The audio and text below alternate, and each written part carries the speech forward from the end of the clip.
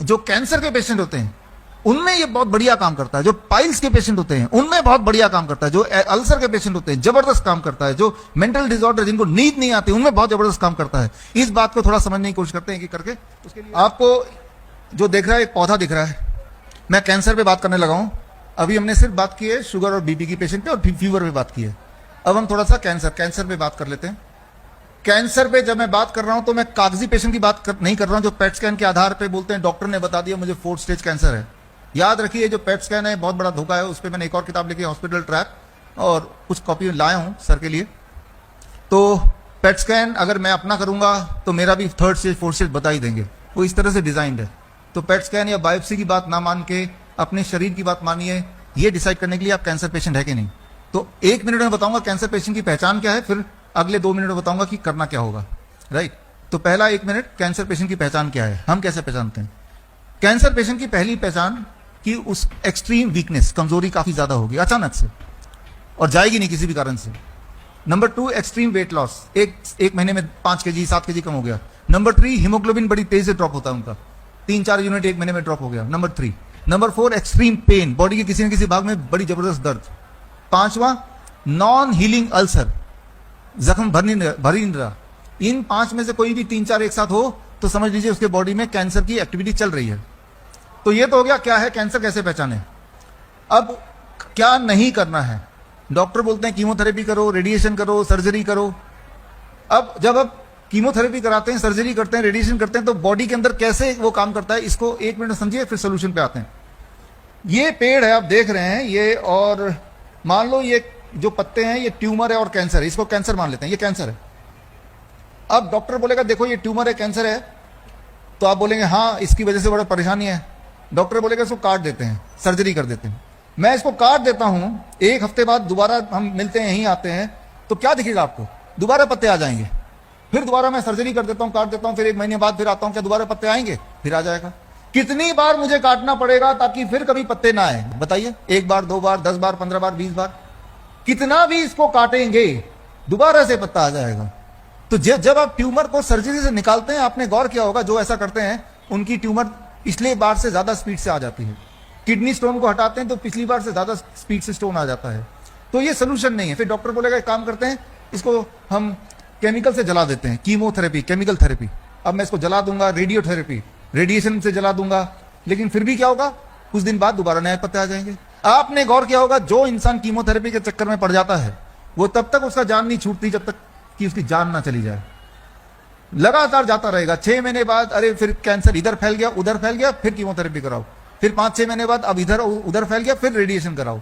कब तक कराना है, जब तक कि आप जिंदा हो, जब तक आपकी जान या माल दोनों खत्म ना हो जाए, दोनों में से एक, या तो जान चली जाए या पैसा ही खत्म हो जाए, तब तक पीछा नहीं छूटेगा।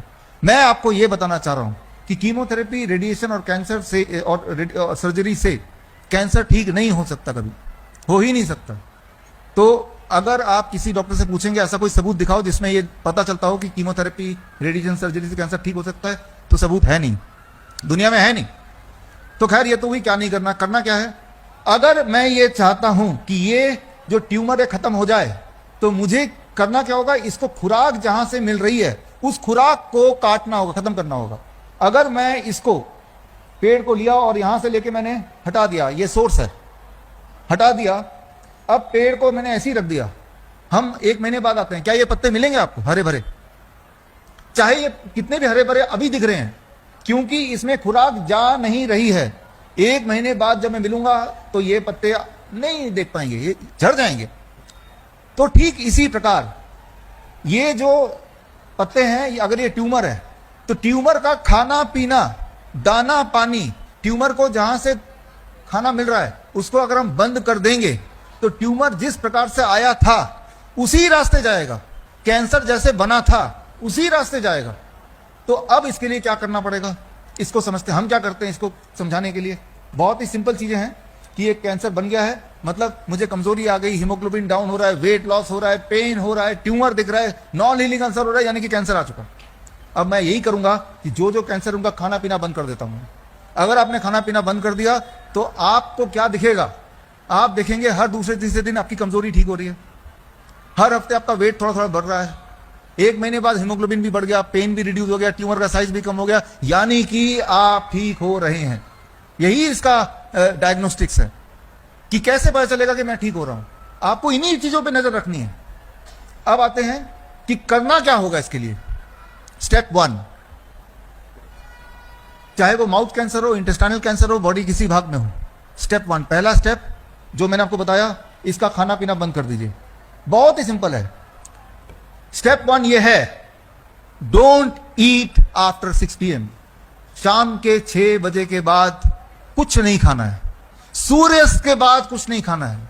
याद रखिए, सूर्यास्त के बाद जो आप खाते हैं वही ट्यूमर बनाता है, वही सिस्ट बनाता है, वही स्टोन बनाता है, वही ब्लॉकेज बनाता है, वही कोलेस्ट्रॉल अटकता है और वही आपको बीमार करता है, वही ट्यूमर को खुराक देता है।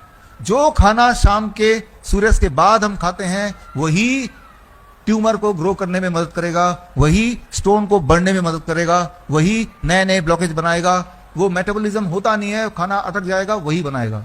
तो पहला step, don't eat after 6 PM। अच्छा, जो मैंने अभी बताया पिछले 1 मिनट में कि शाम के 6 बजे के बाद मत खाइए, डिनर उससे पहले कर दीजिए।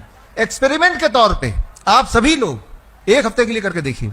यहां से जब घर जाएंगे, रास्ते में से एक ताला खरीदिए और शाम के 6 बजते ही किचन में ताला लगा दीजिए। पूरे परिवार में किसी को शाम के 6 बजे खाना अलाउड नहीं है। पहले पेट भरना तो भर लो, खाना किचन के बाहर छुपाना भी अलाउड नहीं है।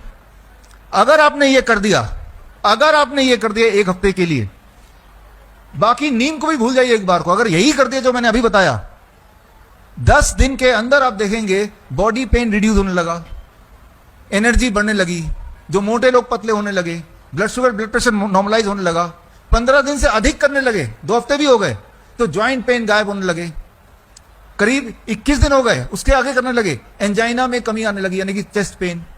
1 महीना किया, करीब 5% वेट जिनका मोटे लोग उनका कम होने लगा, पेट का जो साइज है वो कम होने लगा। अभी आपने क्या किया? सिर्फ एक चीज किया, डोंट ईट आफ्टर 6 PM। शाम के 6 बज गए, अब मैं खाऊंगा ही नहीं, पानी पी सकते हैं बस।